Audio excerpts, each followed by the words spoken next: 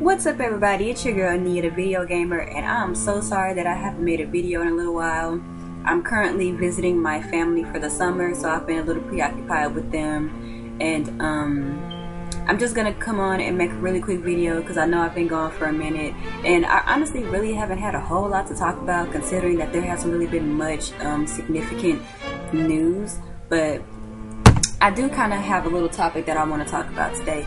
But I'm going to go ahead and I'm going to start by mentioning that Heroes of Ruin has come out already. It came out yesterday in North America, Heroes of Ruin for the Nintendo 3DS. It's a really cool game so far. I've been playing the retail game a little bit. I played it a lot yesterday. I haven't really had a chance to play it a ton today.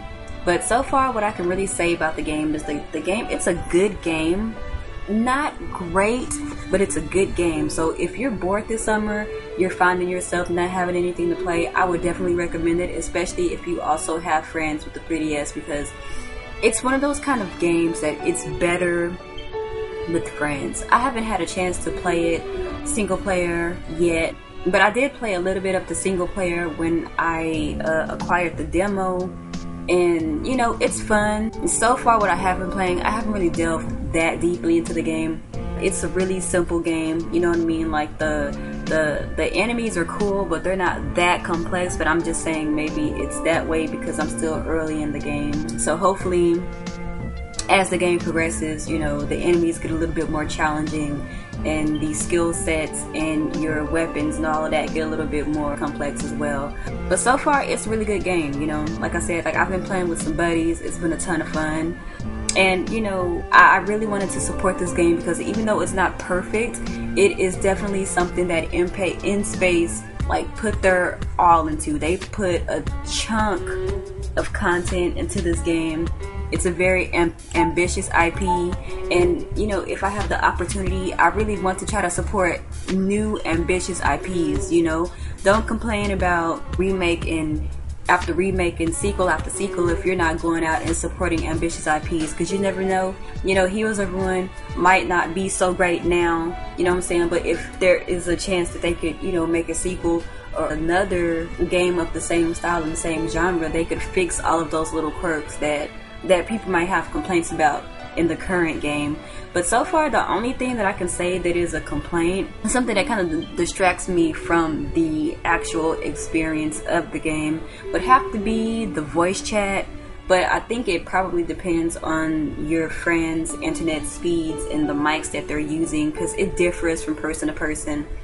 I played one game with the buddy, and the voice chat with him was legit, you know what I mean? But I played with some other people later on that day, and it was kind of muffled, and some people were staticky, so I'm not gonna charge it to the game yet.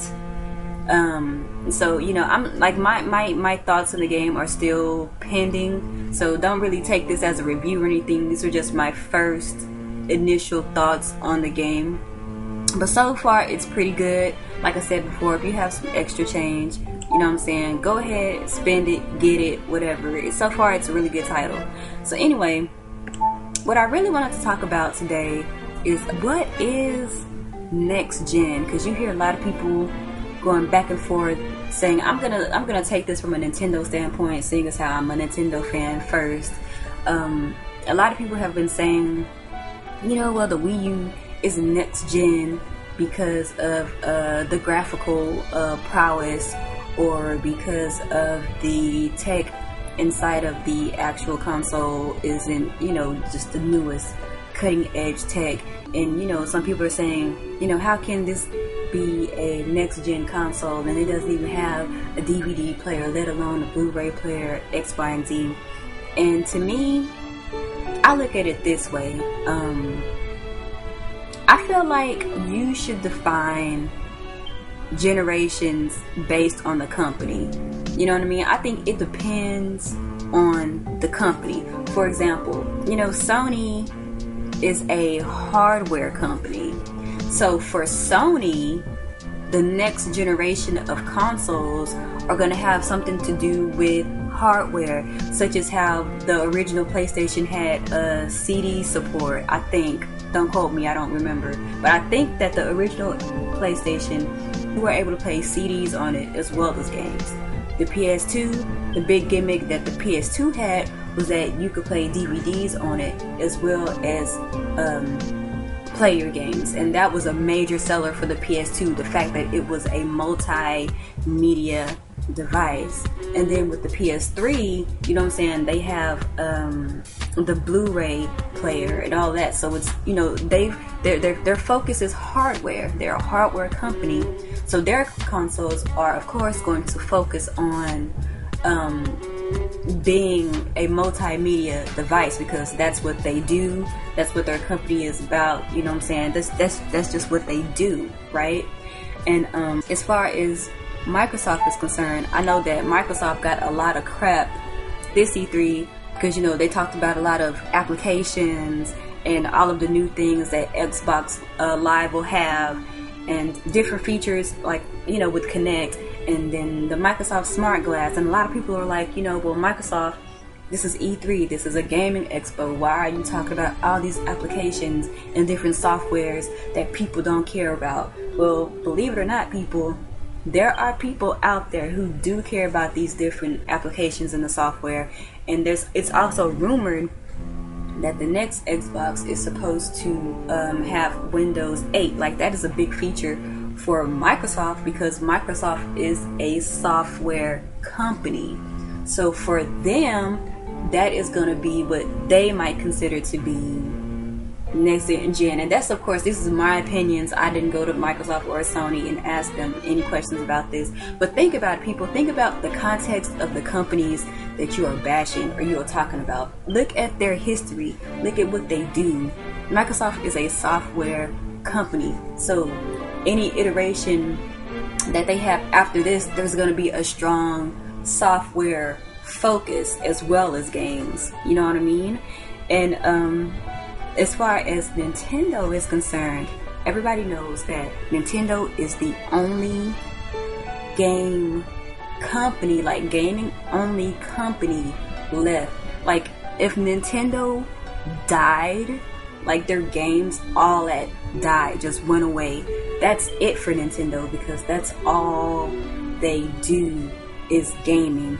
And a lot of people make fun of the Wii because they say, well, the Wii is just a souped up GameCube, even though, you know, we know better. We know that the Wii is graphically better than the GameCube, even though it's not such a huge leap like the PS3 was to the PS2. There was a graphical leap between the two consoles, but Nintendo's focus for the Wii generation was gameplay, and the same thing is for the Wii U and all of their other other consoles. And a lot of people say, well, Nintendo doesn't innovate their IPs, they don't innovate their games, all they do is innovate the way that the controller varies from generation to generation.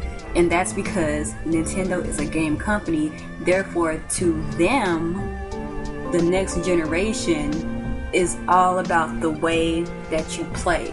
You know what I mean? And I think there's a strong emphasis, especially now with the Wii and the Wii U. Their focus is on gameplay and new ways to play. And a lot of people, you know, I'm not really a big Mario fan, so I don't want people to think that, you know, this is damage control, whatever. But a lot of people get on, you know, the Super Mario franchise because they say that it never changes from game to game to game. But you have to remember, Nintendo is a video game company only. And even if they have an IP that looks similar to various iterations, they're going to add new gameplay mechanics, they're going to add different types of level design, they're going to do all of that, you know what I mean? Because to them, that's what they can consider as a next generational leap. So when people say these things about, oh, that's not this next gen, think about the company you're talking about, the company that you are criticizing, and look at their history. Look at their history. Look at their history. I cannot express that enough, because I don't think it's that cut and dry. You have to look at the history. You have to look at the habits and the patterns of the companies that you're talking about. It just depends on the company. But I pretty much rambled on about this enough.